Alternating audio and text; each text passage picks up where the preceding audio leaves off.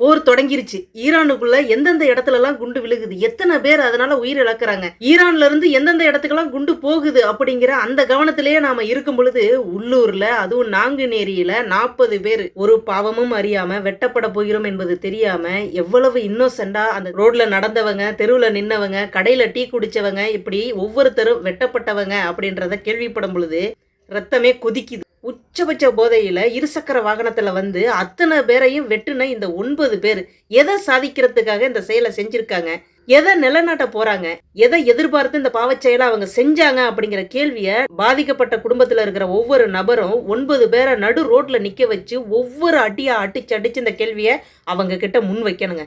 வெட்டுப்பட்ட உடனே 2 பேரும் துடி துடிச்சு செத்துட்டாங்க அப்படின்னு சொல்றாங்க. செத்தவங்க குடும்பம் நடுத்தெருவுல. வெட்டு வாங்கின சில பேர் உயிர் பிழைச்சிருக்காங்கன்னு சொல்றாங்க. ஆனா வெட்டுப்பட்ட இடம் இருக்கு இல்லையா, கண்ணோ காதோ கையோ காலோ அப்படிங்கிற அந்த ஒரு உறுப்புகளை இழந்த பிறகு அவங்களுடைய வாழ்நாள் எப்படி இருக்க போகுது அப்படிங்கிறத நினைக்கும் பொழுது ரொம்ப வேதனையா இருக்குங்க. வெட்டிய அந்த இளைஞர்களும் ஒரு தாயோட கர்ப்பப்பையிலிருந்து ரத்தமும் சதையுமா தானே வெளியில வந்தாங்க. நமக்குள்ள இருந்த மனிதாபிமானம் எங்கே? எலெக்ஷன் வரப்போகுது, எந்த கட்சி வேணாலும் ஆட்சிக்கு வரட்டும். ஆனால் ஆட்சிக்கு வரக்கூடிய அந்த கட்சி ஒரு சின்ன பிட்டு வேர் கூட இல்லாம போதை கலாச்சாரத்தை பிடுங்கி எரிஞ்சா மட்டும்தான் நாடு உருப்பிடும் அப்படிங்கிறதுல எந்த ஒரு மாற்று கருத்துமே இல்லைங்க.